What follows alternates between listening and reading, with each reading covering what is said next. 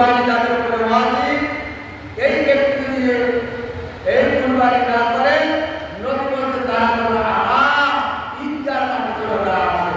সওয়াব কি কুরবানি করলেন, কয় কুরবানি বানাই দিলেন, লিকুল্লি শাহরাতুন হাসানাতুন, যারা কুরবানি করবে ওই কুরবানি কিন্তু পশুর গায়ে কতগুলি পশুর লোক আছে, এই পরিমাণ সওয়াব আল্লাহ তাআলা ওই বান্দার আমলের মধ্যে দান করে দিয়েছেন। সুবহান।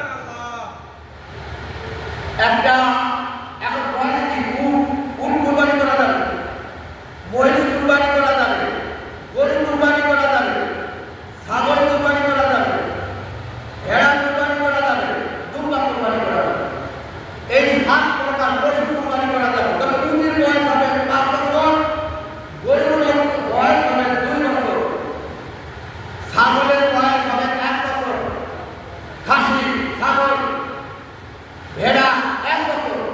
তবে ভগবান কিতাবে লেখা আছে, যদি কোনো ভেড়ার বয়স 6 মাস হয় আর যদি দেখা যায় 1 বছর হয়েছে, এইরকম ভেড়া ও ছাগল ভগবান বলবেন আমাদের উঠে যাবেন না, তো হুজুর বলছে ছাগলের কথা না, ভেড়া ভেড়া ভেড়া ছাগল নয়, ভেড়া হলো আরেকটা প্রাণী। এই ভেড়ার বয়স যদি 6 মাসে 1 বছর পর্যন্ত দেখা যায়, এইরকম জানোয়ার দিয়ে কুরবানি করা জায়েজ আছে। গরুর মধ্যে 7 জন, মহিষের মধ্যে 7 জন, উটের মধ্যে 7 জন, আর খাসি বা ছাগল ভেড়ার মধ্যে হলো কুরবানির মধ্যে 1 জন করে কুরবানি দিতে পারবে।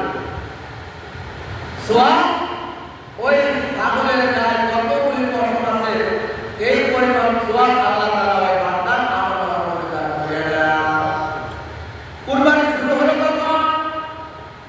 হযরত আদম আলাইহিস সালামের 2 পুত্র হাবিল কাবিলের থেকে কুরবানি শুরু হয়ে গেল। কিয়ামত পর্যন্ত এই কুরবানি আছে না থাকবে, কিয়ামত পর্যন্ত কুরবানি দাঁড়িয়ে থাকবে।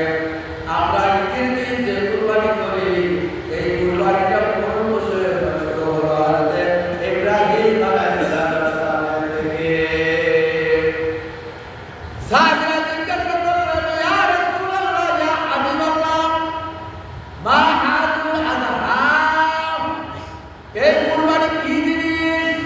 আল্লাহর নবী ডাক দিয়ে বলেন, ওয়া সুন্নাতি আবিকুম ইব্রাহিম আলাইহিস সালাম। ও বন্ধুরা রে, সাহাবীরা রে, এই কুরবানি হলো তোমাদের মুসলিম জাতির পিতা হযরত ইব্রাহিম আলাইহিস সালামের সুন্নাহ। ইব্রাহিমের সুন্নাহ। ক্বালু ফামা লানা ফিহা ইয়া রাসূলুল্লাহ, সাহাবীরা জিজ্ঞাসা করলো, নবী পয়গম্বর, এই কুরবানির মধ্যে কি হিকমত রয়েছে?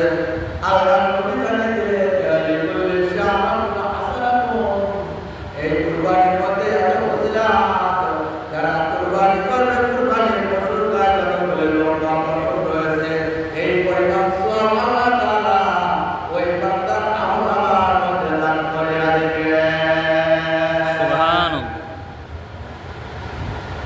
নিজের সন্তানকে কুরবানি করলে যে সওয়াব, ঈদের দিন আল্লাহর কাছে সবচেয়ে উত্তম ইবাদত রক্ত প্রবাহিত করে দেওয়া, কুরবানি করে দেওয়া। সুবহানাল্লাহ। কেন